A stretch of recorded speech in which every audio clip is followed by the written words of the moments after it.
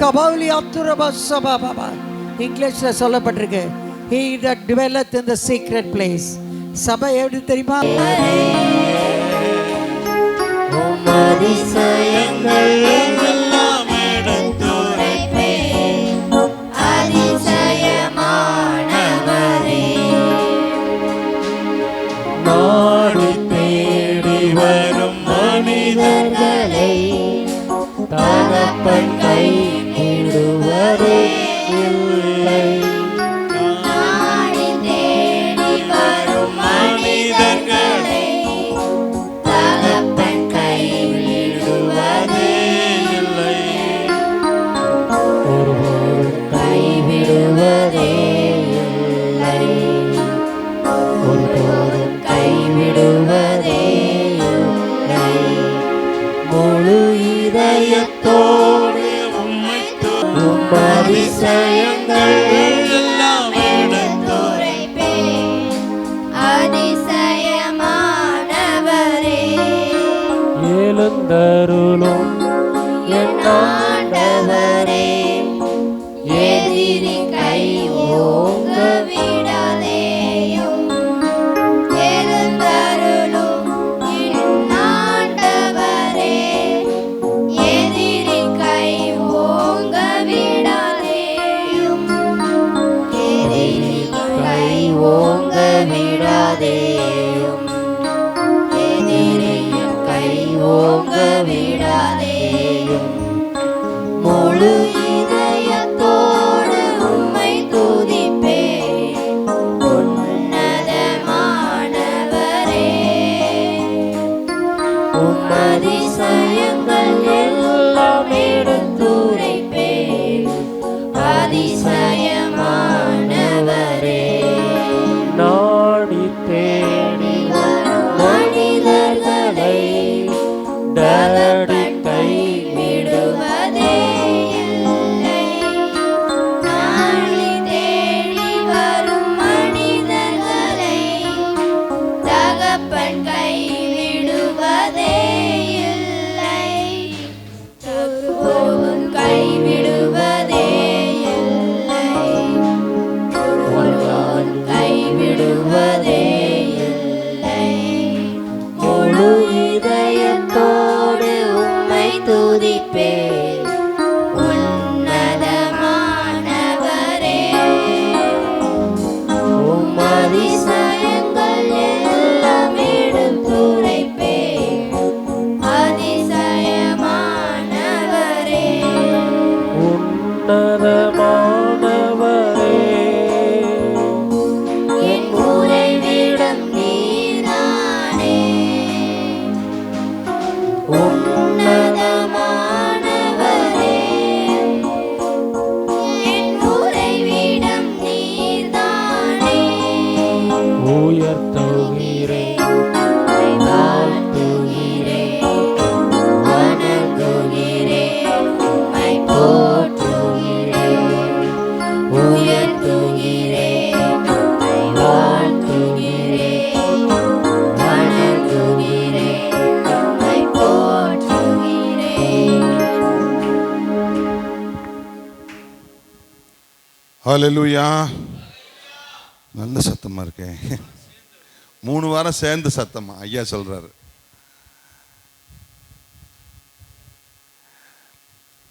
மீண்டுமாய் உங்கள் மத்தியிலே ஒரு சிறிய செய்தியை சொல்லும்படியாய் தேவன் கிருபை கொடுத்தார்.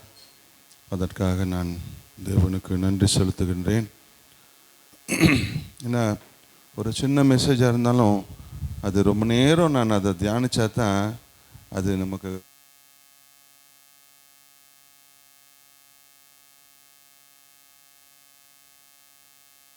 வேத ஆதாரத்தோடு இருக்க வேண்டும். அது கிரியை செய்ய வேண்டும். அது கிரியை செய்கின்றதா இருக்கணும். சும்மா வந்து வசனத்தை சொல்லிட்டு போகிறதில் அது ஒன்றுமே செய்யாது. கிரியை செய்யணும். ஒவ்வொரு ஆத்மாக்குள்ளே போயும் அந்த வார்த்தை, ஜீவனுள்ள வார்த்தை கிரியை செய்ய வேண்டும். நம்ம ஒவ்வொரு சின்ன சின்ன வார்த்தைகளை வைத்து நாம் தியானித்தோம். இன்றைக்கு கூட பார்த்திங்கன்னா ஒரு சின்ன வார்த்தை தான்.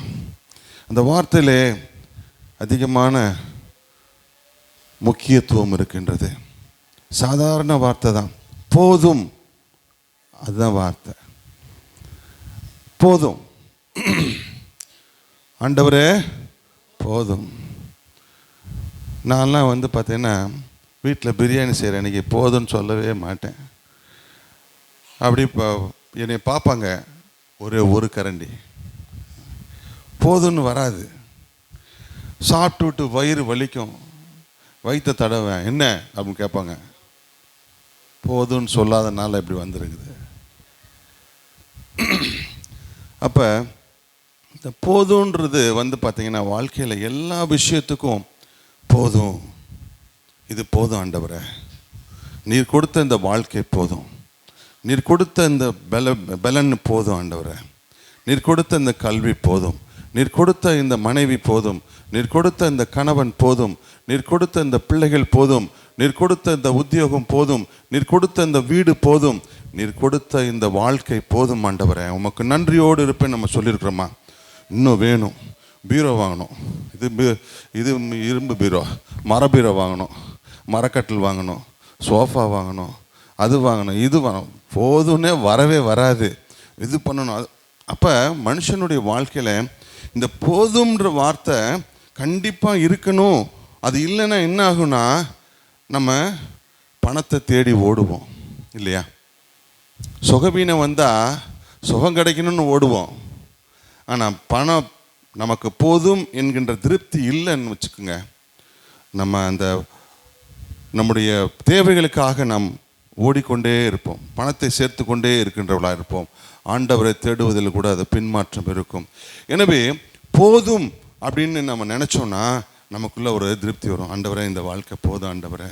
எத்தனையோ பேருக்கு கூட இந்த வாழ்க்கை இல்லை, எத்தனையோ பேருக்கு இந்த உத்தியோகம் இல்லை, எத்தனையோ பேருக்கு குழந்தைகள் இல்லை, எத்தனையோ பேருக்கு நல்ல கல்வி இல்லை. நினச்சி பார்க்கும்போது ஆண்டவர் கொடுத்த இந்த ஆசீர்வாதம் எப்படி தெரியும்? உயர்வாக தெரியும், சமாதானமாய் தெரியும், மனசுக்கு நிம்மதியாக இருக்கும், சந்தோஷமாக இருக்கும். எனவே தேவன் கொடுத்த ஆசீர்வாதத்தை ஆண்டவரே நீர் செய்ததற்காக உமக்கு நன்றி ஆண்டவர், எனக்கு போதும் ஆண்டவரே அப்படின்னு சொன்னோம்னா ஒரு சமாதானம், ஒரு சந்தோஷம், ஒரு நிறைவு உங்களுக்குள்ளாக வரும். பாருங்க, ஒரு வசனம், எபிரேயருக்கு எழுதின புஸ்தகம் 13ஆம் அதிகாரம் 5வது வசனம்.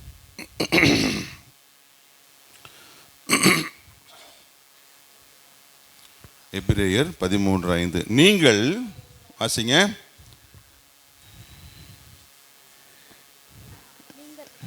எடுக்கலையா?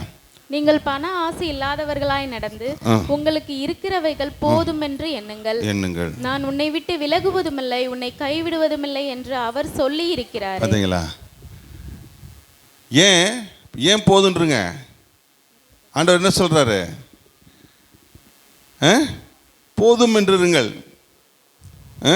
பண ஆசை இல்லாதவர்களாக இருந்து போதும் என்று எண்ணுங்கள். ஏனென்றால் நான் உங்களை விட்டு விலகுவதும் இல்லை, உங்களை கைவிடுவதும் இல்லை.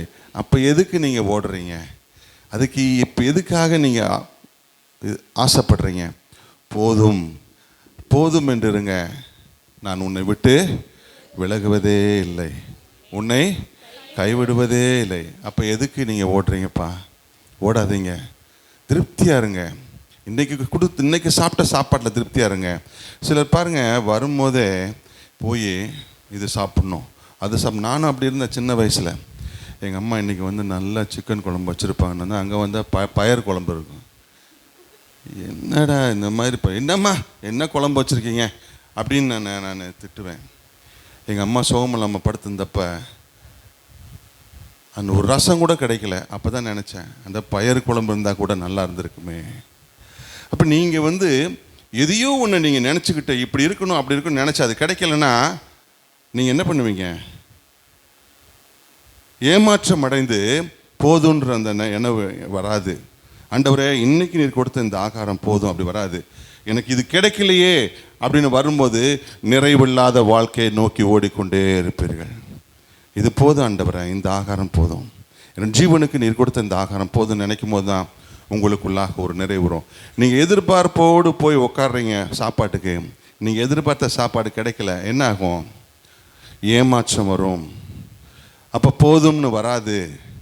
என்ன இது அப்படின்னு தான் வரும். ஆனால் நீங்கள் எதிர்பார்க்காம ஆண்டவர் என்ன கொடுக்குறாரோ அந்த கல்வியை நான் கற்பேன், அதன் மூலமாய் தேவன் என்னை ஆசீர்வதிப்பார் என்ன நினைப்பேன். பில்கேட்ஸ் பெரிய எம்இ கம்ப்யூட்டர் சயின்ஸை படித்தார். அவர் குவாலிஃபிகேஷன் என்ன தெரியுமா? நம்ம ஊருக்கு +2 அப்படி தானே. அவர் இன்னைக்கு உலக கோடீஸ்வரரில் 1ஆம் நம்பரில் இருக்கிறாரு. கல்வியோ அல்லது என்னுடைய பாட்டனார் ஒரு சொத்தோடு இருக்கணும்னு அவசியம் இல்லை.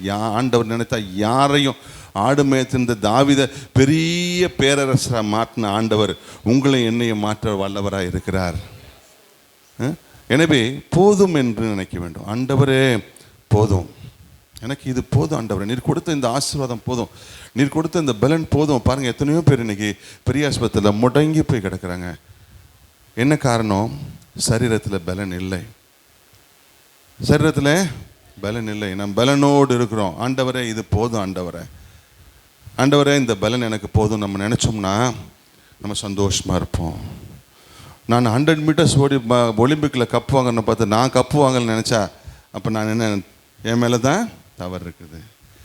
என்னை விட பலவீனன்னு ஒருத்தன் இருக்கான், அவன் படுத்து கிடக்கிறான், நடக்கூட முடியாமல் இருக்கான்.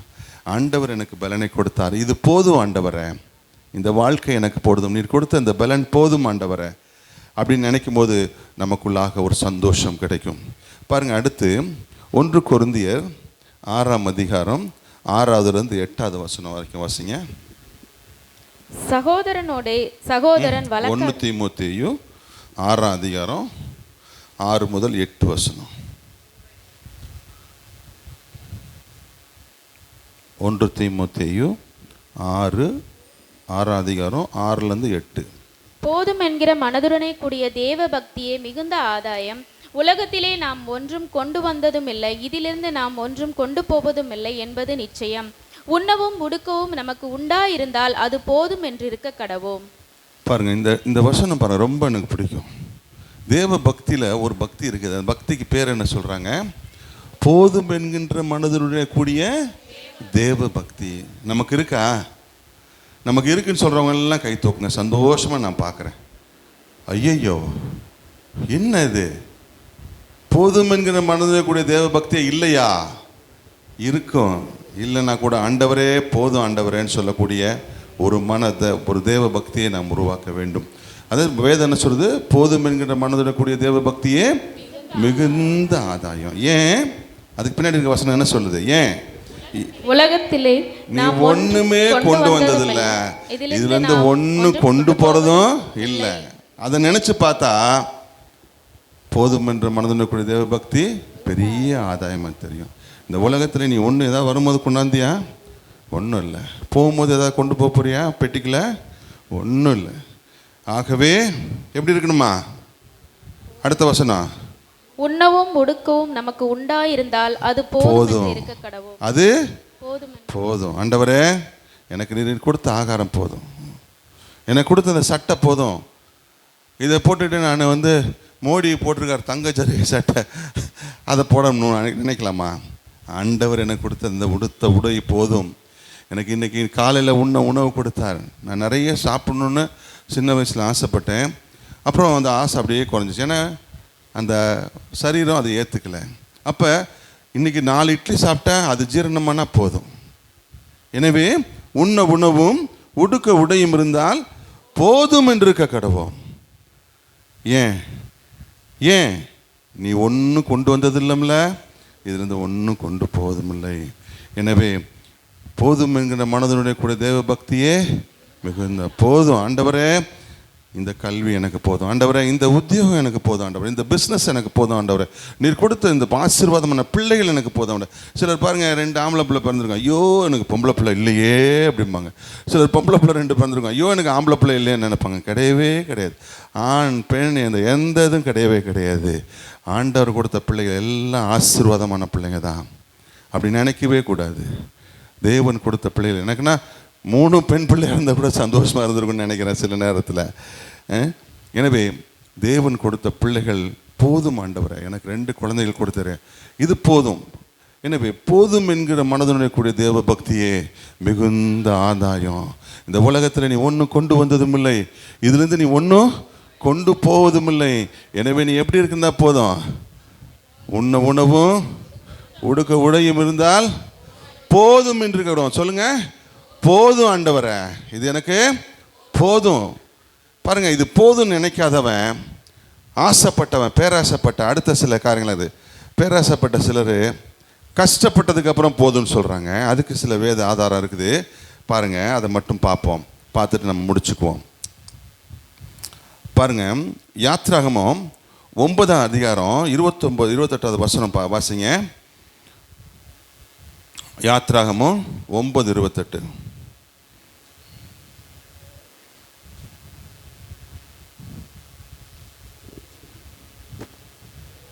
இது போதும், இது போதும். இந்த மகா இடி முழக்கங்களும் கல்மலையும் ஒளியும்படிக்கு கர்த்தரை நோக்கி விண்ணப்பம் பண்ணுங்கள். நான் உங்களை போக விடுவேன், இனி உங்களுக்கு தடையில்லை. யார் சொல்றா இத? யார் சொல்றா தெரியுமா? பார்வோன் ராஜா சொல்றாரு. அவர் ஒவ்வொரு உபாதையா கொடுக்குறாங்க, ஆண்டவர் கொடுக்குறாரு. மோசே மூலமாக ஒவ்வொரு கஷ்டங்களை கொடுத்தாலும் சரி நீங்க கூட்டு போங்க அப்படின்னு சொல்றாரு. யூத ஜனங்களை கூட்டு போங்கன்னு சொல்லிடுவாரு. சொல்லிட்டு விட மாட்டாரு. அப்ப அவருக்கு அந்த ஜனங்கள் அடிமையாய் வைத்து, அந்த அடிமைகளை, அந்த எபிரேய ஜனங்களை அடிமையாய் வைத்து அந்த அடிமை உழைக்கின்ற உழைப்பை அவன் எடுத்துக்கொள்ள வேண்டும் என்று பேராசை கொண்டவனாய், யாரு? அந்த ராஜா. என்ன ராஜா? பார்வோன் ராஜா. அந்த ஜனங்களை, எபிரேய ஜனங்களை வைத்து வேலை செய்ய வைத்து அவனோட உடல் உழைப்பை அனுபவித்து சுகமாய் வாழ்ந்த ஒரு கூட்டத்தை சேர்ந்தவன். எனவே அவர்கள் எல்லாத்தையும் கூட்டு போயிட்டா நமக்கு வேலை செய்ய ஆள் இல்லைன்னு சொல்லிட்டு விட மாட்டேன். கடைசியா என்ன பெஞ்சிச்சு? கல்மலை, இடி முழக்கம். அவனுடைய பேராசை, போதும், இவ்வளோ நாள் எனக்கு வேலை செஞ்சாங்க, எனக்கு போதும் அப்படின்னு நினச்சிருந்தாருன்னு வச்சுக்கோங்க.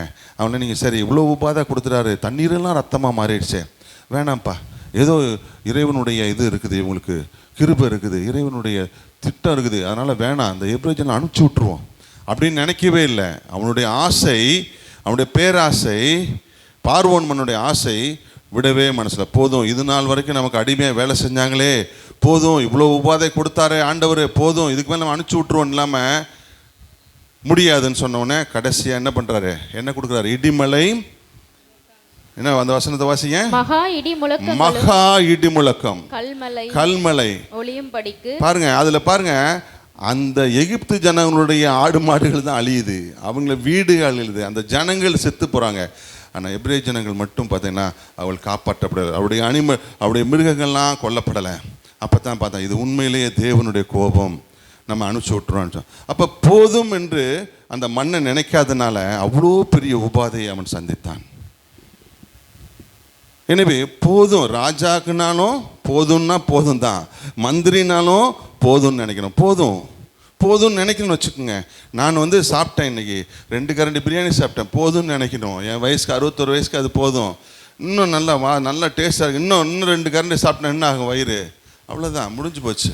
நான் போதும்னு நினைக்கலன்னா என் சரீரம் கூட எனக்கு உபாதையாகி போய்விடும். எனவே போதும், எல்லா விஷயத்துலையும் போதும்னு வேணும். எல்லா விஷயத்திலும் ஆண்டவரே எனக்கு நீர் கொடுத்த இந்த ஆசீர்வாதம் போதும், இந்த கல்வி போதும், இந்த உத்தியோகம் போதும், நீர் கொடுத்த பிள்ளைகள் போதும், நீர் கொடுத்த இந்த ஆசீர்வாதம் எனக்கு போதும் ஆண்டவரே, நான் இது நாள் வரைக்கும் நீர் செய்ததுக்காக உமக்கு நன்றியோடு இருப்பேன் அப்படின்னு போதும்னு நினச்சி பார்க்கும்போது கண்டிப்பாக நம்ம எந்த தவறும் பண்ண மாட்டோம். பேராசை வராது, ஆசையே வராது. பேராசைன்றது அடுத்து, ஆசையே வராது. ஆண்டவரே எனக்கு போதும், இந்த சாப்பாடு போதும் அப்படின்னு நம்ம இருப்போம், திருப்தியாக இருப்போம். அந்த திருப்தி இல்லாமல் வேணும்னு நினைக்கும் போது பாருங்கள், ஒரு சில நேரங்களில் சோர்வுகள் வரும் வாழ்க்கையில். ஆண்டவரே, என்ன ஆண்டவரே, நான் இவ்வளோ சொல்லியும் கூட எனக்கு இந்த வியாதி போகாமல் இருக்கேன், இவ்வளோ சொல்லியும் கூட என்னுடைய மகனுக்கு ஒரு நல்ல மனைவி அமையலையே, என்னுடைய மகளுக்கு சோர்வு வந்துடும். மனுஷன் எல்லாருக்குமே சோர்வு வரும். சோர்வு வராமல் இருக்காது. சோர்வு ஏதாவது ஒரு ரூபத்தில் வரும். வியாதி ரூபத்தில் வரலாம், தோல்வியின் ரூபத்தில் வரலாம், வறுமையின் ரூபத்தில் வரலாம், கஷ்டத்தின் ரூபத்தில் வரலாம். தோல்விகள் வரும், வருத்தங்கள் வரும். பாருங்க, பெரிய ஒரு தீர்க்கதரிசி, அவருக்கே ஒரு சோர்வு. பெரிய தீர்க்கதரிசி, அவருக்கே ஒரு சோர்வு. வசனத்தை வாசிங்க.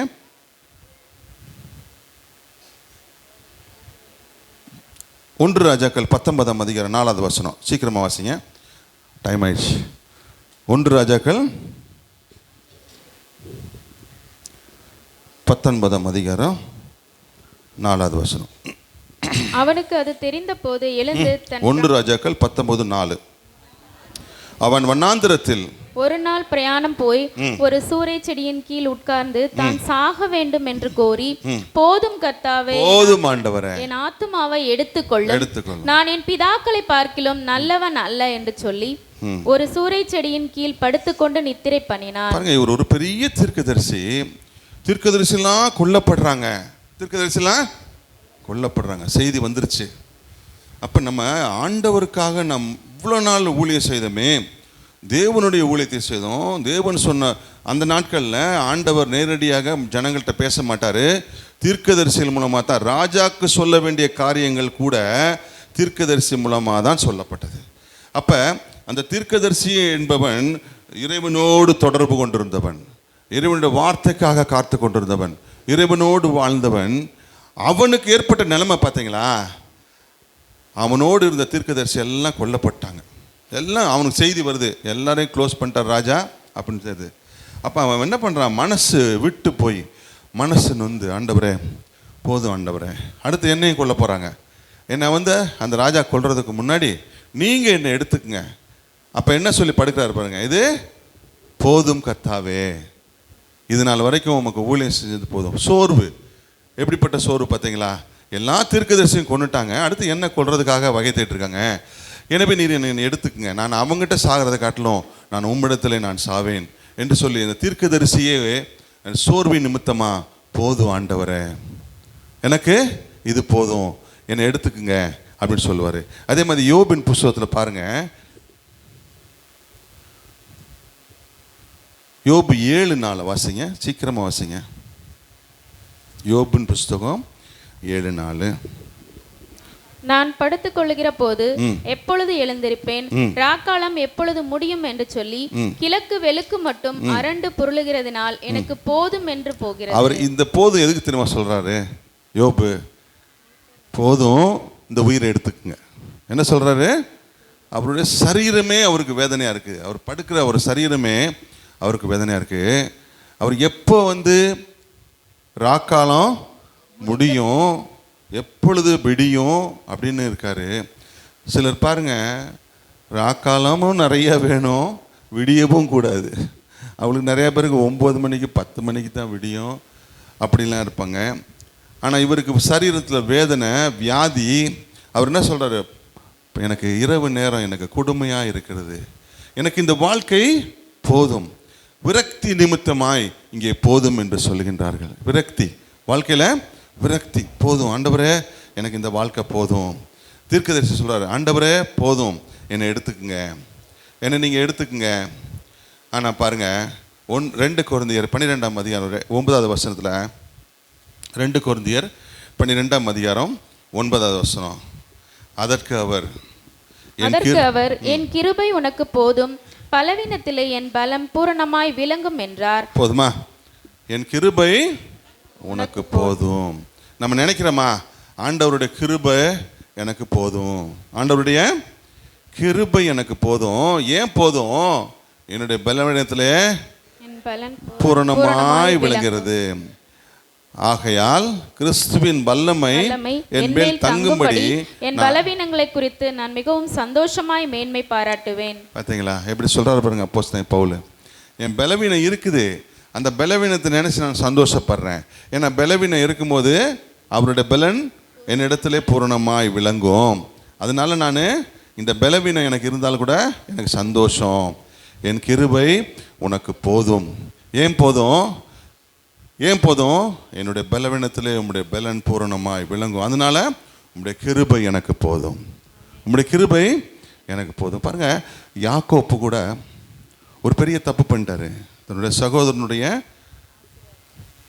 ஆஸ்தியை, புத்திரபாகத்தை அவர் எடுக்கும்படியாய் ஏசாக்காக வைத்திருந்ததை இவர் போய் தெரியாதனமாக தப்பு பண்ணி வாங்கிட்டு வந்துட்டு பயந்துட்டு ஓடிடுவார். ஒரு ஸ்டேஜில் ஏசா யாக்கோப்பை நோக்கி வருவார். ஒரு 300-400 பேரோட வரார், ஆடு மாடுகளோட வரார். வந்தவொடனே இவர் என்ன நினைக்கிறார்? யாக்கோப்பு, நம்மளை இன்னைக்கு க்ளோஸ் பண்ண போகிறாரு அப்படின்னு சொல்லிட்டு பயந்து இருப்பார். ஆனால் ஏசா வந்தது அது இல்லை, தன்னுடைய சகோதரனை பார்ப்பதற்காகத்தான். நீங்கள் வீட்டில் போய் படிங்க, ஆதியாகமோ 23ஆம் அதிகாரத்தில் படிங்க, படித்து பாருங்கள். ஆனால் அவர் சொல்லுவார், நான் உன்னை பார்க்க வந்தேன், உன்னுடைய காணிக்கைகளோ நீ எனக்கு கொடுக்கணும்னு நினச்ச எந்த பொருள் வேணாம், நீ நல்லா இருந்தால் போதும்னு சொல்லுவார். அப்போ யாக்கோப்பு ஒரு பெரிய சந்தோஷம். நம்மளை அடிக்க வந்திருக்கான்னு நினச்சிக்கும் போது நம்ம அடிக்க வரலல்ல, போதும் ஆண்டவரே, உங்கள் கண்களில் எனக்கு தயவு கிடச்சி போதும். அண்ணன்ட்ட சொல்கிறாரு. அவள் 2 பேரும் ரெட்டை பிறவி. அவன் அண்ணன் அடிக்காமல் போனது அவருக்கு சந்தோஷம், போதும். அதே மாதிரி யோசேப்பு சொல்கிறாரு ஒரு ஸ்டேஜில், யோசேப்பு செத்து போயிட்டாரு அப்படின்னு நினச்சிட்டு இருந்த யாக்கோப்பு யோசேப்பு உயிரோடு அரண்மனையில் இருக்கிறான்னு கேள்விப்பட்டவனே, ஆண்டவரே என் மகனை நான் பார்த்தால் போதும், என் ஜீவனை நான் விட்டு விடுவேன், போதும். ஒவ்வொருத்தருக்கும் ஒரு சாட்டிஸ்ஃபேக்ஷன் பாருங்கள். யாக்கோப்புக்கு ஒரு சாட்டிஸ்ஃபேக்ஷன். யோசேப்பு செத்து போயிட்டான்னு நினச்சோம், யோசேப்பு அரண்மனையில் பெரிய அதிபதியாக இருக்கிறானா, எனக்கு அது போதும், நான் மரிக்குள்ள அவனை போய் பார்ப்பேன், எனக்கு அது போதும். அது வரைக்கும் வாழ்ந்த வாழ்க்கை கூட அவன் யோசிக்கலை, என் மகனை நான் பார்த்தால் எனக்கு போதும், எனக்கு போதும் அப்படின்னு சொல்கிறாரு. அப்போ போதும் என்கிற மடனுடைய தேவ பக்தியே மிகுந்த ஆதாயம். ஏன் மிகுந்த ஆதாயம்? இந்த உலகத்தில் நீ ஒன்று கொண்டு வந்ததில்லை, நம்ம ஒன்றும் கொண்டு போவதில்லை. எனவே ஒவ்வொரு மனுஷனும் உண்ண உணவும் உடுக்க உடையும் இருந்தால் போதும் என்று இருக்க கடவோம். அது கீழே இருக்க வசனம்லாம் நீங்கள் வீட்டில் போய் படிங்க, அது ரொம்ப நல்ல வசனங்கள். 2 Corinthians 6 வசனம், 6லேருந்து 10 வரைக்கும் நல்ல வசனம். எனவே நம்முடைய வாழ்க்கையில் போதும் ஆண்டவரை, நீங்கள் போதும் நினச்சி பாருங்கள்.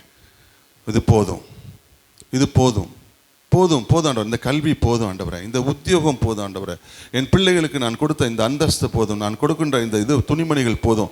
அதை விட்டுட்டு பிள்ளைகள் மற்ற வீட்டு பிள்ளைகளை கம்பேர் பண்ணிக்கிட்டு அந்த பிள்ளைகள்லாம் அந்த ட்ரெஸ் போதும், நான் என் பிள்ளைகளுக்கு வாங்கணும். கடனை வாங்கி நீங்கள் வாங்கி கொடுத்தீங்கன்னா, கடனை வாங்கி நகை வாங்கி கொடுத்தீங்கன்னா நீங்கள் கடனாளியாக போய் கடைசியில் சோதனை உங்களுக்கு வரும், வருத்தம் வரும், வேதனை வரும், கடன் கொடுத்தவன் திட்டுவான், மன வருத்தம் வரும்.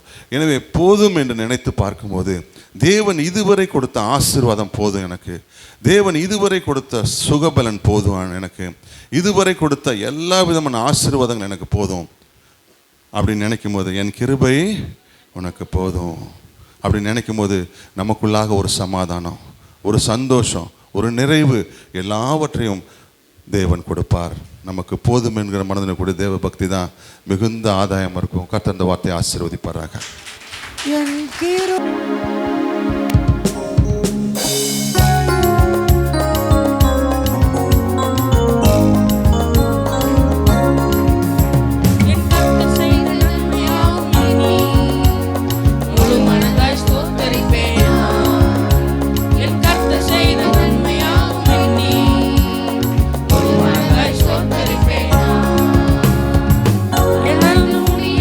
அதிசயங்களை செய்தீரே, முழு மனதாய் ஸ்தோத்தரிப்பேன்.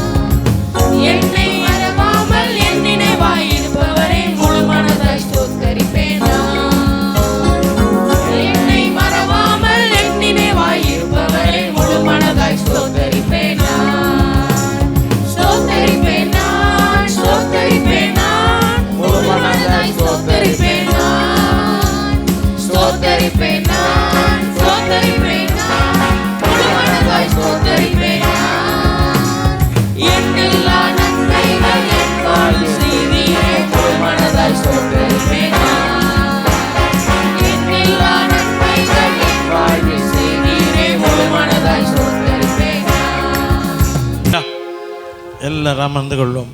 ஆண்டவருடைய பரிசுத்த நாமத்துக்கு மகிமை உண்டாதாக. 2 சாட்சிகளை இன்றைக்கு நம்ம கேட்டோம். ஒரு அல்லேலூயா சொல்லுங்கள். சாட்சி சொன்ன உடனே சாட்சி சொன்னவங்களோட கடமை முடிஞ்சு போச்சு. ஆண்டவர் நன்மை செஞ்சார். அருமையான தம்பி, நல்ல வேலை கிடைக்கணும், ஒரு மல்டிநேஷனல் பூமியிலே அதை நிறைவேற்றுவது தான் சபையின் நோக்கமாக இருக்கிறது. அல்லேலூயா சொல்லுங்கள்.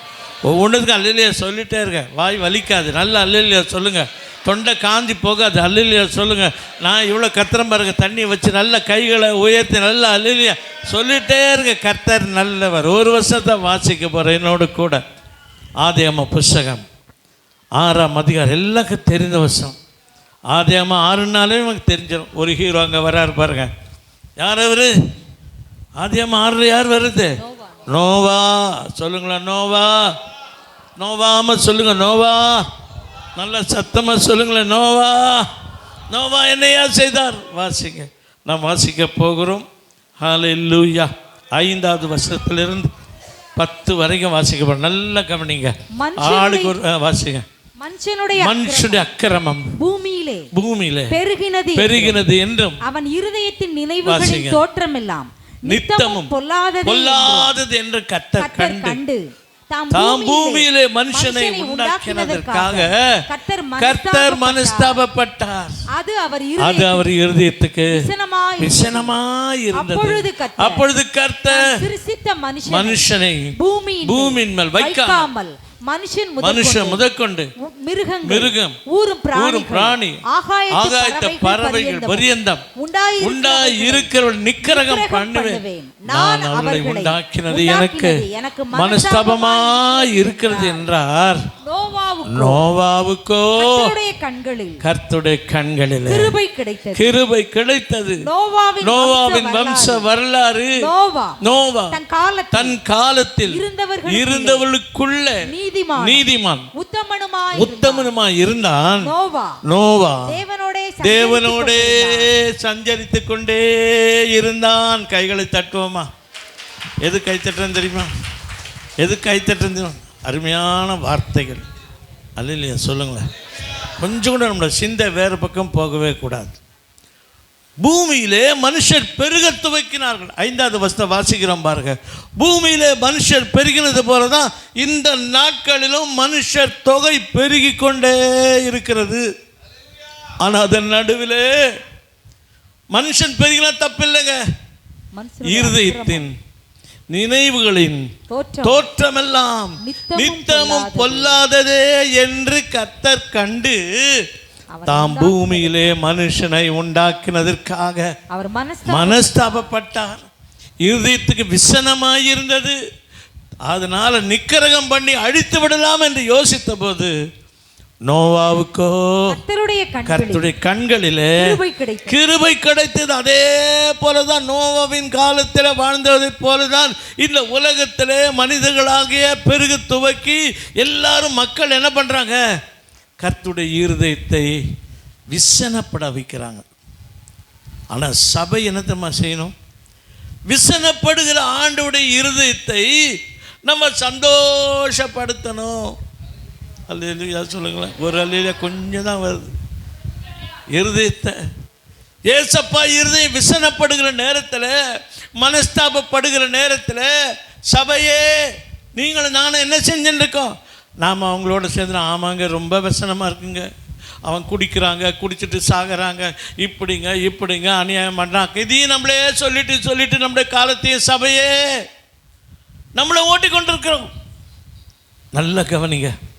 அப்படிப்பட்ட சூழ்நிலாம் நோவாவுக்கோ அல்லேலூயா சொல்லுங்களேன், சபைக்கோ, ஏன் உங்களை என்னை ரட்சித்து இந்த உலகத்திலே ஞானஸ்தானம் கொடுத்து அபிஷேகம் கொடுத்து ஆவியினால் நிரப்பி ஆண்டவர் நம்மை வைத்திருப்பதுக்கு ஒரு நோக்கம் என்ன தெரியுமா? கர்த்தருடைய கிருபை உங்களுக்கு எனக்கு கிடைத்ததுக்கு ஒரு காரணம் என்ன தெரியுமா? நோவா 9வது வசனம் வாசிக்கிறேன் பாருங்க. நோவாவின் வம்ச வரலாறு. நோவா இருந்தவர்களுக்குள்ளே நீதிமான் உத்தமன் தேவனோட. அல்லேலூயா சொல்லுங்களேன். எல்லாரும் அக்கிரமம் செய்கிற நேரத்தில், எல்லாரும் தேவனுடைய இருதயத்தை விசனப்படுத்துகிற நேரத்தில் அவர் மனஸ்தாபப்பட்டு கொண்டிருக்க இருக்கிற நேரத்தில் நோவா என்கிற சபை, அல்லேலூயா சொல்லுங்களேன், நோவா என்கிற சபையோ கர்த்தருக்கு என்ன தெரியுமா செஞ்சுதான்? தேவனோட சஞ்சரித்து. நோவா எப்படி இருந்தாரா? தன் காலத்தில் இருந்தவர்களுக்குள்ளே நீதிமான் உத்தமனும் மூணாவது தேவனோட. இதுதாங்க சபை. சபையினுடைய இன்றைய 3 முக்கியமான காரியம்: நீதிமான், உத்தமன், தேவனோட சஞ்சரித்து. உலகத்தில் வாழ்ந்து கொண்டிருந்தாலும், இந்த பயங்கரமான உலகத்தில் இருந்தாலும், சபையே இந்த கடைசி காலத்தை நம்ம என்ன செஞ்சு கொண்டிருக்கிறோம்? 6 மாதம் முடிய போகுதுங்க. நாளைக்கு 7வது மாதம் ஆரம்பிக்க போகிறோம். இந்த 6 மாதத்தில் உருப்படியாக என்ன செஞ்சுருக்கிறோம் கர்த்தருக்காக? ஏதோ வரோம், அல்லேலூயா சொல்கிறோம், கை தட்டுறோம், எழுந்து நிற்கிறோம், உட்காடுறோம். உண்டியல் வந்தால் பிச்சைக்காரருக்கு போடுற மாதிரி காணிக்கை போட்டுட்டு என் வேலை முடிஞ்சது இதுதானையா? இதுக்காக உங்களை என்னை ஆண்டவர் ரட்சித்தார். அல்லேலூயா தான் சொல்லுங்களேன். ஆனால் நோவா அப்படிப்பட்டவன் அல்ல. நோவா என்று சொன்னாலே அவன் தேற்றுகிறவன். Is an comforter. தேவனுடைய உள்ளத்தை அவன் மட்டும்தான் என்ன பண்ணானா? தேவனை தேற்றி கொண்டிருந்தான். எப்படி தேற்றி கொண்டிருந்தான்? ஆண்டவரே, இந்த மக்கள் என்னமோ பண்ணட்டும் ஆண்டவரே, நீங்கள் ஒன்றும் கவலைப்படாதீங்க ஆண்டவரே. ஆண்டவரே, நீங்கள் ஒன்றும் வேதனைப்படாதீங்க ஆண்டவரே, நீங்கள் மனஸ்தாபப்படாதீங்க ஆண்டவரே. அவன் தேவனுடைய இருதயத்தை அப்படியே நோவா என்ன பண்ணாராம்? ஆற்றி தேற்றி அவருடைய உள்ளத்தில் மனஸ்தாபத்துக்கு பதிலாக ஒரு மகிழ்ச்சி கொடுத்ததுனால தான் அங்கே வாசிக்கிறோம், நோவா தேவனோடு சஞ்சரித்து கொண்டுதான். சொல்லுங்க நோவா, சொல்லுங்க சத்தமா சொல்லுங்க நோவா. நோவா என்கிற சபையாகிய நாங்கள், சொல்லுங்க தேவனுடைய சபையாகிய நோவாவாகிய நாங்கள் இந்த கடைசி காலத்தில் தேவனோடு சஞ்சரித்து கொண்டிருக்கிறோம். அதனால தான் வெள்ளிக்கிழமை ஓடி வரும் உபாச ஜபத்துக்கு. அதனால தான் ஞாயிற்றுக்கிழமைக்கு 3 ஆராதனைக்கு வரும். கேட்க நகரம் முடிச்சுட்டு வந்துட்டேயா, சாயந்தரமாக வரப்போகிறோம். கும்பாட்டியில் போய் ஊழியம் செய்ய போகிறோம், ராஜாக்கூரில் ஊழியம் செய்ய போகிறோம், பள்ளப்பட்டி, சாண்டார்புரம், சத்திரப்பட்டி எல்லா இடங்கள் ஓடி ஓடி ஓடி செய்வதற்கு ஒரே ஒரு காரணம், மனஸ்தாபப்பட்டு கொண்டிருக்கிற ஆண்டவருடைய இருதயத்தை நீங்களும் நானும் ஆற்றி தேற்றுவதற்காகத்தான் நோவாவை போல இந்த உலகத்தில் உங்களை என்னை கர்த்தர் தெரிந்து கொண்டா. நல்ல கையவே தள்ளில்லையா சொல்லுங்களேன். அந்தமான் நிக்கோபார் தீவுகளை குறித்து நமக்கு தெரியும். நிறைய பேர் இப்போ அடிக்கடி என்ன போகிறாங்க, போன வாரம் ஒரு சிஸ்டர் நமக்கு ஜபக்குள்ள ஜூமில் வரவங்க சொன்னாங்க, ஐயா அடுத்த வாரம் நாங்கள் அந்தமான் போக போகிறேன். நம்ம அந்த காலம் சிறைச்சாலையில் கைதிகள் திருடர்கள் இருக்கிற இடம் தான், அங்கே தான் போய் பனிஷ்மெண்ட்டுக்கு அனுப்போம். அங்கேயா போகிற? இல்லையா, இப்போ இல்லைன்னா அந்தமான் மாறி போச்சு. அந்தமான் மாறி போட்டோம். நிக்கோபார் பக்கத்திலே ஒரு தீவு இருக்குது. அல்லேலூயா சொல்லுங்க. அந்த தீவில் ஒரு வெள்ளைக்கார மனுஷன், ரிச்சர்ட்சன் என்கிற ஒரு வெள்ளைக்கார மனுஷன் அந்த தீவுக்கு ஒரு நாள் வந்தார். வந்து பயணமாக வந்து அந்த தீவில் இறங்கி பார்த்தபோது அந்த தீவு ஒரு சின்ன தீவாக இருந்தாலும், ஒரு லட்சக்கணக்கான கொஞ்சம் ஜனங்களாக இருந்த போதிலும் அக்கிரமம் பெருகி கொண்டிருந்தது. அநியாயமும் அருவருப்பும் நீதியும் இல்லாமல் பொய்யும் மாயும் புரட்டி கொண்டு வாழ்ந்து கொண்டிருந்த அந்த மக்களின் நடுவில் அந்த ஊழியக்காரன் போன போது அவருடைய உள்ளம் உடைந்தது. ஐயோ இப்படிப்பட்ட தீவாக இருக்கிறதே. அழுது அழுது புலம்பி புலம்பி, ஆண்டவரே என்னை எதற்கு இந்த தீவு கொண்டு வந்தீங்க ஆண்டவரே? தேவனை நோக்கி ஜெபித்து கொண்டே இருந்தார். திடீரென்று ஒரு நாள் தேவன் தன்னுடைய ரகசிய திட்டத்தை அந்த ரிச்சர்ட்சன் என்கிற ஊழியக்காரனுக்கு கர்த்தர் வெளிப்படுத்தினார். அல்லேலூயா சொல்லுங்க. எப்படி நோவாவின் காலத்தில் அக்கிரமம் பெருகின போது நோவாவுக்கு தேவன் தம்முடைய திட்டத்தை வெளிப்படுத்தி ஒரு பேழையை உண்டாக்கி ஒரு புது உலகத்தையும் புது பூமியை உண்டாக்குவதற்காக நோவாவை தெரிந்து கொண்டாரோ, அதை போல அந்த அந்தமான் நிக்கோபார் தீவுகளில் அந்த ரிச்சர்ட்சன் என்ற ஊழியக்காரனுக்கு ஒரு திட்டத்தை வெளிப்படுத்தினார். சபையாக நீங்கள் நானும் எல்லாம் வந்து ஜெபம் பண்ணுறோம். போன வாரம் நாங்கள் வெள்ளிக்கிழமை ஜெபம் பண்ணும்போது மதுரை பட்டணத்தில் 40 லட்சம் பேர் இருக்காங்க. எத்தனை லட்சம் சொல்லுங்கள், எத்தனை லட்சம்? கிறிஸ்தவங்க எத்தனை பேர் இருப்போம்? 1 லட்சம் இருப்போமா தெரியல, இருக்கட்டும். 39 லட்சம். இந்த லட்சம் பாவத்திலும் அநியாயத்திலும் விக்கிரக ஆராதனையிலும் அருவருப்பான காரியத்தில் அழிந்து கொண்டிருக்கும் போது சபையே கர்த்தருடைய உள்ள வேதனைப்பட்டு மனஸ்தாபப்பட்டு கொண்டிருக்கும் பொழுது சபையாக நீங்கள் நான் என்ன செய்கிறோம்? வந்து ஜெபிக்கும் போது எப்படி இந்த ரிச்சர்ட்ஸ் என்ற ஊழியக்காரனுக்கு சீக்ரெட் பிளான் கொடுத்தாரோ அதே போல தான் இயேசுவினாலே சபையாக உங்களுக்கு எனக்கும் ஒரு சீக்ரெட் பிளான் ஆண்டவர் கொடுத்து கொண்டிருக்கிறார். அல்லேலூயாவே விடக்கூடாது, அதெல்லாம் கை தட்டி சொல்லுங்க, சீக்ரெட் பிளான். அதுதான் முதல்ல பாஸ்டர் சொல்றேன், he that dwelleth in the secret place of the most high, உன்னதமானவரின் மறைவில் இருக்கிறவன். சீக்ரெட் பிளேஸில் இருந்தா ஆண்டவர் தம்முடைய சீக்ரெட்லாம் என்ன செய்வார்? வெளிப்படுத்த. என்னையா இயேசுவின் ஆலயத்துக்கு சீக்ரெட் பிளேஸ்? இன்னையா இயேசுவின் ஆலயத்துக்கு என்ன சீக்ரெட் பிளேஸ்? 40 லட்சம் மக்களை தேவன் சந்திப்பதற்காக ஆண்டவர் திட்டம் கொடுத்திருக்கிறார். என்னவென்று சொன்னால், எப்படி நிக்கோபார் தீவில் இந்த ரிச்சர்ட்ஸ் என்ற ஊழியக்காரனுக்கு கொடுத்தார். அவர் சொன்னார் பாருங்க, ஆண்டவர் அந்த ஊழியக்காரனுக்கு சொன்னார், ஊழியக்காரனே இந்த மக்கள் எல்லாம் களிமண் உருண்ட மாதிரி இருக்காங்க. எல்லாம் எப்படி இருக்காங்களா? அந்த நிக்கோபார் தீவில் உள்ளவங்கெல்லாம் களிமண் உருண்ட மாதிரி இருக்காங்க. ஆனால் இந்த மக்களை நீ தான் வைரக்கல்லை போல மாற்றணுன்னாரு. என்னையா அது? களிமண் உருண்டை கட்டி கட்டியாக கிடக்கும். இதை எப்படியா நான் ஒரு வைரக்கல்லாக மாற்ற முடியும்? நான் இதுக்காக என்ன செய்யணும்? ஆண்டவர் சொன்னார், ஒன்றும் செய்ய வேணாம். இந்த நிக்கோபார் தீவில் 15 பேரை தெரிந்து கொள். அல்லேலூயா சொல்லுங்களேன். 15 பேரை தெரிந்து கொண்டு அவளை கடற்கரை மணலில் கொண்டு போய் அமர வைத்து நீ அவளோட பேசு, இந்த வேத சத்தியத்தை பேசு, சிலுவையில் இயேசு என்ன செய்தார் என்பதை குறித்து பேசுன்னு சொன்னார் பாருங்க. அதே போல் 12 வாலிபர் சிறியோர் பெரியோரை தெரிந்து கொண்டு அந்த கடற்கரையில் போய் உட்கார வைத்து ஆண்டோட அன்பை பற்றியும் சிலுவையில் இயேசு செய்த காரியத்தை குறித்து, பாவத்தை ஒழித்ததும் சாபம் மரணம் வியாதி எல்லாவற்றையும் இயேசு விடுதலை கொடுத்ததையும் அந்த 12 பேருக்கு ஓயாமல் பிரசங்கம் பண்ணிக்கொண்டே இருந்தார். 12 பேர் ரட்சிக்கப்பட்டாங்க. 12 பேர் ரட்சிக்கப்பட்டாங்க. ரொம்ப சந்தோஷமாச்சு. உங்களுக்கு எப்படி இருக்கு? 12 பேர் ரட்சிக்கப்பட்டாங்க. இது தாங்க சீக்ரெட் பிளான். அப்புறம் என்ன நடந்தது? ஆண்டவர் சொன்ன அவங்களுக்கு ஞானஸ்தானமும் கொடுத்துட்டாரையா. அப்புறம் சொன்னார், அவளை பரிசுத்தாவில நிரப்பவை. பரிசுத்தாவில நிரம்பி அந்நிய பாஷை பெற்று அந்த 12 பேர் மாத்திரமே எல்லாம் தேவனை துதிக்க ஆரம்பிச்சிட்டாங்க. அதன் நடுவில் கர்த்தர் பேசினார். உங்களெல்லாம் கர்த்தர் அபிஷேகித்தார். உங்களெல்லாம் 12 பேரை கர்த்தர் ரட்சித்தார். இதே போல் நீங்கள் ஒவ்வொருத்தரும் உங்களாலான 12 பேரை நீங்கள் அவருடைய ஏசப்பா பிள்ளையாக மாற்றுறதுக்கு பிரயாசப்படணும்னு சொல்லி ஆத்தும ஆதாயம் செய்கிற ரகசியத்தை அந்த ரிச்சர்ட்ஸ் என்ற ஊழியக்காரர் 12 பேருக்கும் சொல்லி கொடுத்தாரு. ஒவ்வொருத்தர் 12 பேர்னா 12 பேர் எத்தனை பேர் ஆதாயப்படுத்தியிருப்பாங்க? ஒரு வருஷத்தில் 144 பேர். கரங்களை தட்டுங்களேன். மறு வருஷம் வந்து இன்னும் பெருகினது, மறு வருஷம் வந்து பெருகினது.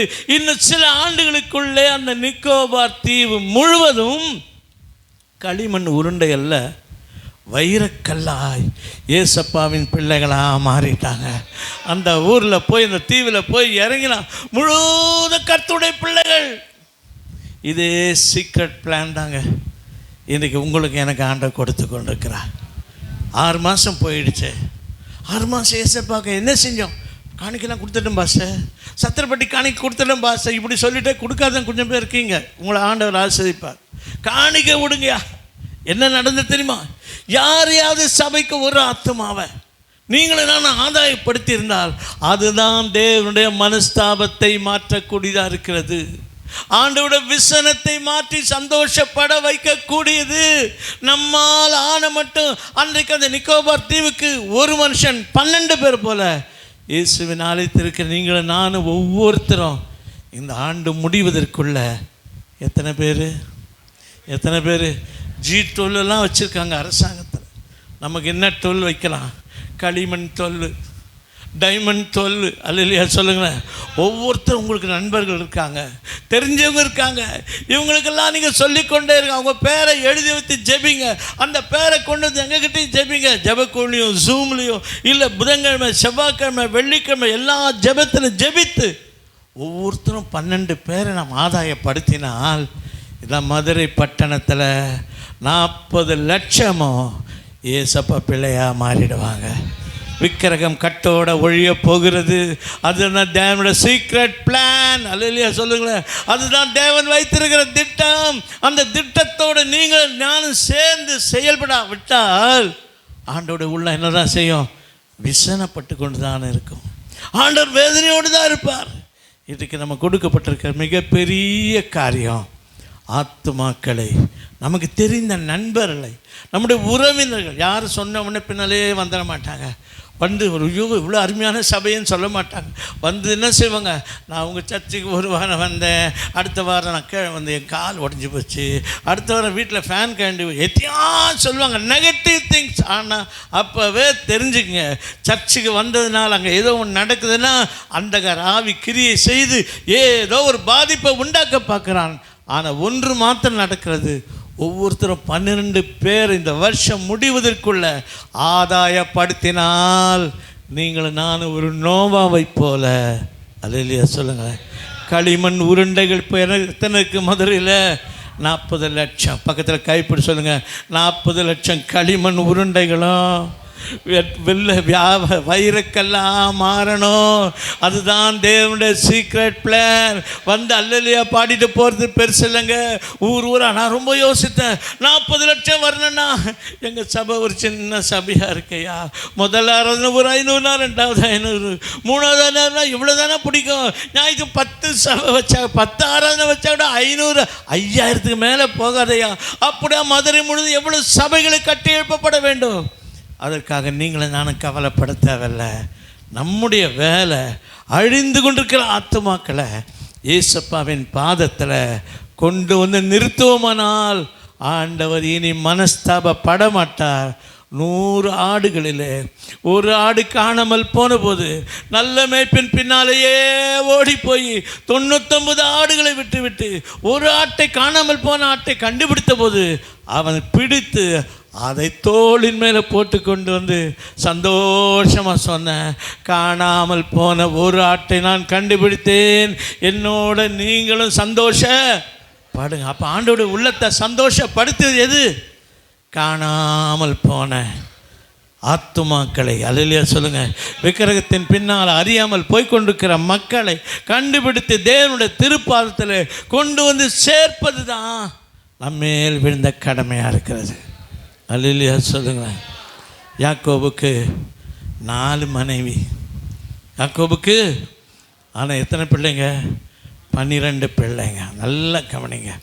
யாக்கோபு 4 மனைவியை உடையவனாக இருந்தாலும் அந்த யாக்கோபுக்கு தேவன் வைத்த திட்டம் 12 பிள்ளைகள் மூலமாக 12 கோத்திரத்தை எழுப்ப வேண்டும். எப்படி எழுப்ப முடியும்? ஆதியாகம புத்தகம் 2ஆம் அதிகாரம் 10வது வசனத்தில் 11வது வசனம் வாசிக்கும் போது, ஏதேன் என்னும் தோட்டம் ஒரு களிமண்ணால் நிறைந்தது தான். ஏதேன் தோட்டத்தில் களிமண்ணாக இருந்தது. ஏதேன் தோட்டத்தில் இந்த களிமண்ணின் நடுவில் வாசிங்க, தோட்டத்துக்கு தண்ணீர் பாயும்படி ஏதேனிலிருந்து ஒரே ஒரு நதி. அல்லேலூயா சொல்லுங்க. ஒரே ஒரு யாக்கோபு என்னும் நதி. அல்லேலூயா சொல்லுங்க. ஒரே ஒரு பரிசுத்தாவியின் நதி. அல்லேலூயா சொல்லுங்களேன். ஒருத்தருக்குமே அல்லேலூயா காணோம். ஒரு நதி ஓடி அங்கே இருந்து பிரிந்து 4 பெரிய ஆறுகள் ஆயிற்று. முதலாம் ஆற்றுக்கு பைசோன், 2ஆம் ஆற்றுக்கு இதக்கர், 3வது கீகோன், 4வது ஐபிராத்து. அல்லேலூயா சொல்லுங்க. 4 நதிகள் ஆயிற்று. இது எதை குறிக்கிறது? இந்த கடைசி காலத்தில் தேவன் நம்மேல் ஊற்றுகிற பரிசுத்த ஆவியினால தான் களிமண்ணை போல உருண்டையாக இருக்கிற 40 லட்சம் களிமண் உருண்டைகள் வைரக்கெல்லாம் மாறணும்னு சொன்னால் உன்னதத்திலிருந்து வருகிற அபிஷேகம் நம்ம மேலே மட்டுமல்ல, உங்கள் வீட்டில் உள்ளவங்க எல்லார் மேலும், நம்முடைய சபையில் உள்ளவங்க எல்லார் மேலும். அப்போஸ்தலர் 1ஆம் அதிகாரம் 8வது வசனத்தின்படி தேவனுடைய நதி, பரிசுத்த ஆவியாக நதி யார் மேலே இறங்குகிறத 1:8 வாசிக்கிற பாருங்க. பரிசுத்த ஆவி உங்களிடத்தில் வரும்பொழுது நீங்கள் பலன் அடைந்து நீங்கள் என்ன செய்வீங்க? 4 நதி பாய்ந்து பாருங்கள். 1 எருசலேமில். 1:8 வாசிங்க. அல்லேலூயா. அப்போஸ்தலர் 1:8 யார் வாசிங்க மைக்கில்? அப்போஸ்தலர் 1. பரிசுத்த ஆவி இயேசுவின் ஆலயத்தில் வரும்போது, பரிசுத்த 2வது ஆராதனை வரும்போது நீங்கள் பலன் அடைந்து எருசலேம், முதல்ல எருசலேம், யூதேயா முழுவதும், இரண்டாவது யூதேயா, சமாரியா, மூணாவது சமாரியா, பூமியின் கடைசி 4 ஆறுகளாக பிரிந்து போகிற பரிசுத்த ஆவியை நம்ம ஆராதிக்கும் போதெல்லாம் என்ன செய்யறார் ஆண்டவர் நம்ம மேல ஊற்றுகிறார். பக்கத்தில் கைப்பிடிச்சி கேளுங்களேன், இன்றைக்கி உங்கள் மேலே பரிசுத்தாவி இறங்கினாரா கேளுங்க. என்னன்னே தெரிலங்க, என் மேலே இன்றைக்கி பரிசுத்தாவே இறங்க. ஒவ்வொரு மேலும் ஆராதனையில் ஏன் பரிசுத்தாவி இறங்குறாரு, ஏன் பாஸ்டர் வாழ்னு கத்துறாரு, ஏன் எல்லாம் கை தட்டுறாங்க, ஏன் அந்நிய பாஷை பேசுகிறாங்க. பரிசுத்தாவி உள்ளத்தில் வரும் பொழுது ஒரு நதி தாங்க வருது. நீங்கள் பலன் அடைந்து, எதுக்காக பலன் அடைகிறோம்? 40 லட்சம் களிமண் உருண்டைகள், அது இல்லையா சொல்லுங்கள். 40 லட்சம் களிமண் உருண்டைகள் எப்படி மாறணுமா? ஒரு வைரக்கல்லாம் மாறணும். வைர வியாபாரி முதலாளர் வந்துட்டார், போயிட்டார், அது இல்லையா சொல்லுங்கள். அந்த வைரக்கல்லாம் மாறணும்னு சொன்னால் உங்களால் என்னால் முடியாது. பலத்தினால் அல்ல, பராக்கிரமத்தினால் அல்ல, தூய ஆவியினால். தூய ஆவியினால். இங்கேயும் பரிசுத்தாவில் நிறைந்து சாயந்தரம் ஊழியத்துக்கு பாருங்கள். 1ஆம் தேதி கூட்டத்துக்கு வாங்க, கிராமம் உங்களை பங்கெடுத்து பாருங்கள். எல்லாரையும் கர்த்தர் மாற்றுவதற்காக தான் நம்ம மேலே கர்த்தர் எதை ஊற்றி கொண்டிருக்கிறாரு? பரிசுத்தாவியின் வல்லமை. அல்லேலூயா சொல்லுங்களேன். ஆனால் ஒரே ஒரு சீக்ரெட், 4 ஆறுகளாக பிரிந்தாலும் ஒவ்வொருவருக்கும் ஏசப்பாவுக்கு 12 சீஷர் இருந்த மாதிரி உங்களுக்கு எனக்கு எத்தனை பேர் ஆண்டு கொடுக்க போகிறாரு? 12 ஆத்மா. அல்லேலூயாவே காணோம். பிரதர் ஒண்டி தான் அல்லேலூயா சொல்கிறார், அவர் ஒண்டி தான் உற்சாகப்படுறார். அல்லேலூயா சொல்லுங்களேன். எல்லாம் கையை வைத்து சொல்லுங்கள். ஆண்டோட ரகசிய திட்டம், நம் மதுரை பட்டணம் 40 லட்சம் மக்கள் மனம் திரும்ப வேண்டுமானால் ஒவ்வொரு ஏசப்பாவுக்கு 12 சீஷர் இருந்த மாதிரி, யாக்கோபுக்கு 12 பிள்ளைங்க இருந்த மாதிரி. அல்லேலூயா சொல்லுங்களேன். உங்களுக்கு எனக்கு இன்னைக்கு எழுதி வச்சிங்க டைரியில். ஜூன் மாதம் 30ஆம் தேதி சனிக்கிழமை தீர்மானம் எடுக்கிறேன். என் வாழ்க்கையில் எப்படியாவது 12 பேருக்காக நான் ஜெபம் பண்ண போகிறேன். 12 பேரை கர்த்தர் கொடுக்க போகிறார். நீங்கள் நானும் 12 பேரை சம்பாதித்தால், அல்லேலூயா சொல்லுங்கள், ஆண்டவர்